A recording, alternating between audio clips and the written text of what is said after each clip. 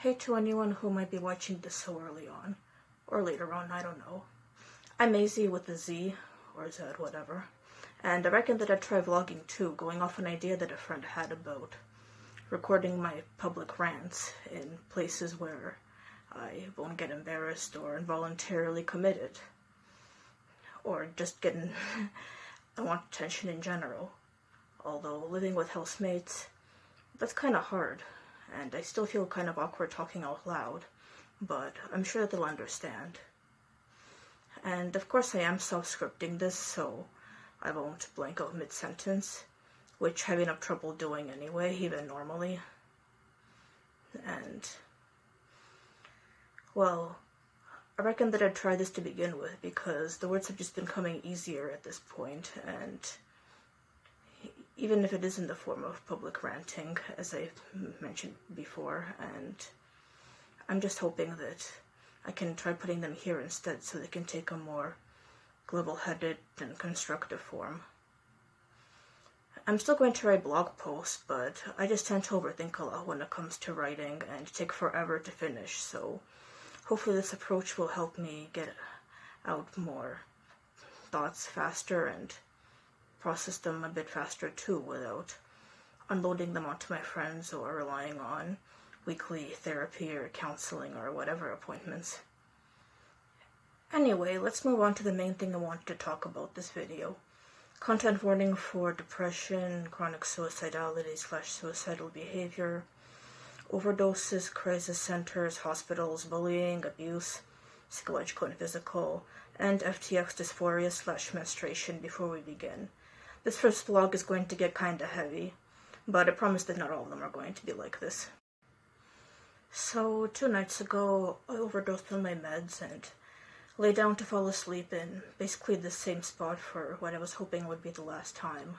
And, I mean, just like the last time, I guess I should have known better, because all that happened this time, well, I didn't even get sick like last time. I just woke up very much alive and unharmed the next morning with nothing but a slightly dazed and disoriented feeling to suggest that anything took place at all. And this happened only 2 weeks after I was in the Gerstein Crisis Center, which my friend convinced me to go to after a few days of wanting to jump onto the subway. And I mean, Gerstein was very nice, a lot better than being involuntarily committed for sure, but at the end of the day, it wasn't really very comfortable, which was only made worse by the fact that I was on my period at the time and it just didn't really seem to be ending. And, well, yeah, I didn't want to end up there again, so I reckon that I'd just take the overdose. I guess the holidays are especially hard time for a lot of people. Thank God they're over now. And, well, I guess that has to do with the fact that a lot of us are super fucking isolated and alienated, and I mean, there's the seasonal aspect as well, and a lot of things, I guess. There's just not too much to do either. And not very many services as well, which is ultimately what I was concerned about, I guess. And I guess I just didn't want to face them all alone without my friends, or even the help that my friends insisted that I get, rightfully so. Not blaming them for anything, of course. And then afterwards, I guess I just didn't think that I could face the new year, even though everything's supposed to be starting up again.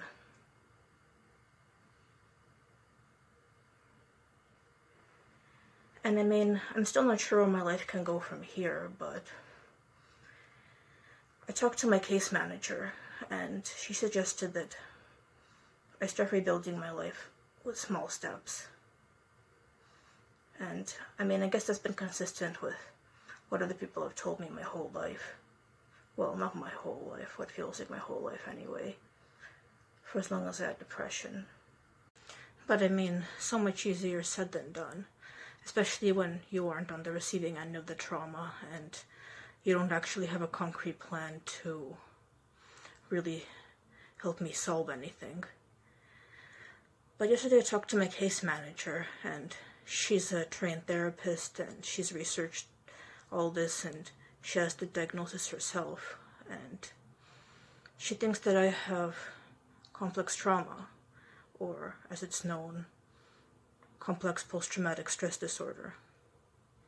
And, well, this kind of took me aback, even more so reading about it and seeing everything click, because, well, it was always like a diagnosis that I just dismissed for myself before someone else had to open my eyes to it, so to speak. Just like borderline, which I'll be calling it as opposed to BPD or borderline personality disorder, because I don't want to medicalize myself and call things disorders when diagnoses themselves are just classifications that we put people in for social purposes, and yeah, to medicalize them basically. So yeah, the fact that I had borderline was something that my actual EFP, or favorite person, at least back then, and still my very good friend now, opened my eyes to. And well, it's actually apparently closely related to c-ptsd, and going through the symptoms on the Wikipedia page after my case manager explained it to me and the pieces started falling into place, everything just kind of clicked. Even things that I thought that really wouldn't click, like my constant overstimulation problems, and I mean, of course you can probably kind of easily see how that would be worsened by abuse. Like, my parents yelled at me when I was a kid, and no wonder I developed an hypersensitivity to voices and loud noises. I mean, I must have had one originally. I was always scared of things like vacuums and blenders, but that's probably because of my autism, but I'm still trying to figure that out. But my parents only worsened it by using these things to punish me, and also my aversion to touch.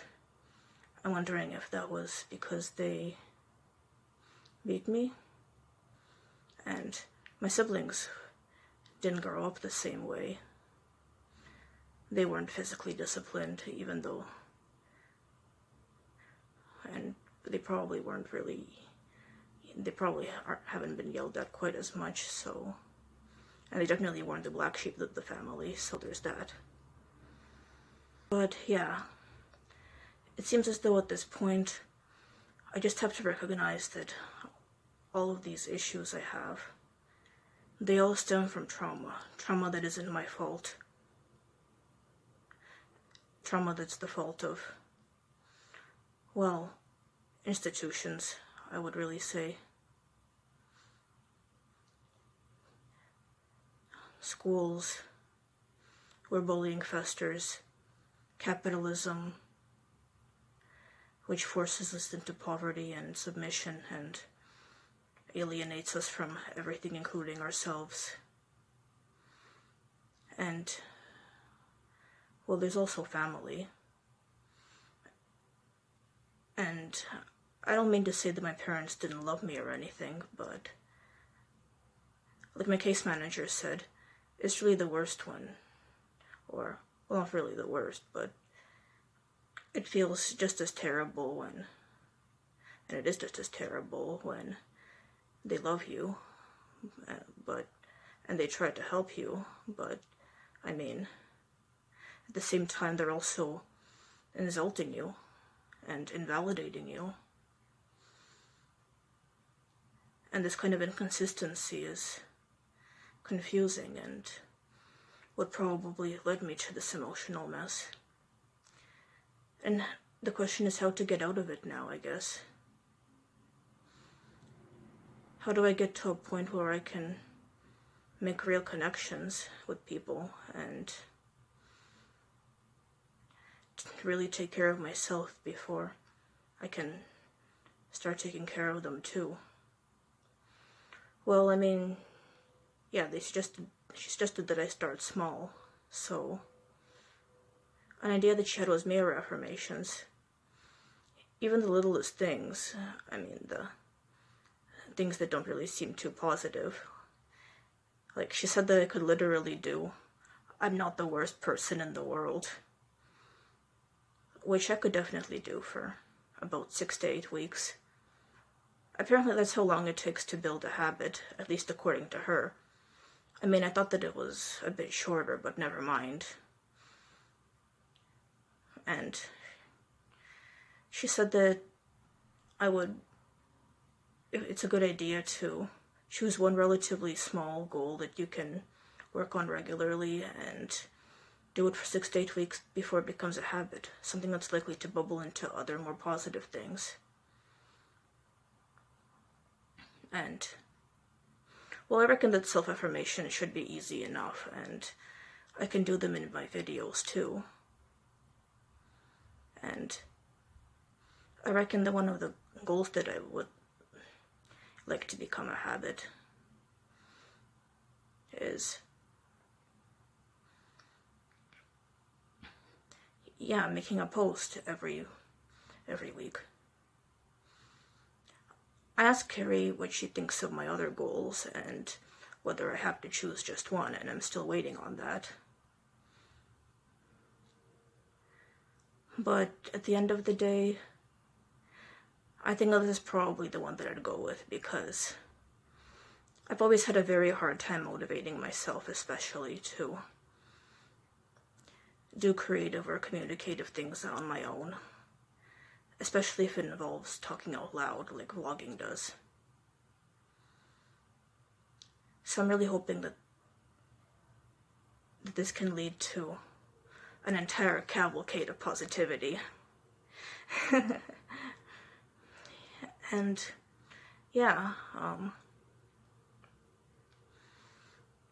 I guess the main takeaway is that I absolutely need to connect more with people, and especially those with more experience than me, and people to guide me, and even if I've alienated those who tried earnestly and so much to do so in my life before, well, now I have someone who's literally, this is literally her job, and,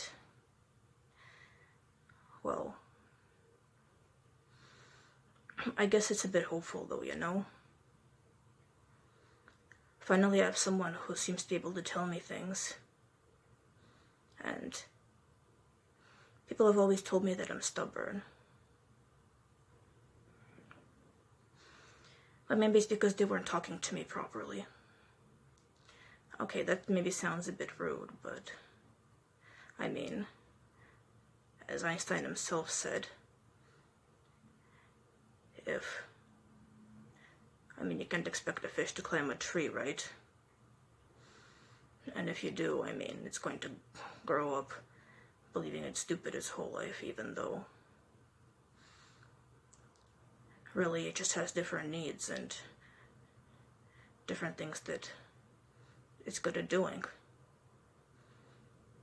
And I think that part of that now, for me, along with reconnecting with others and people with more experience who could tell me things, it's figuring out what those are, what I need and what I'm good at. So thanks for watching, and I hope you like my salutation. Bye.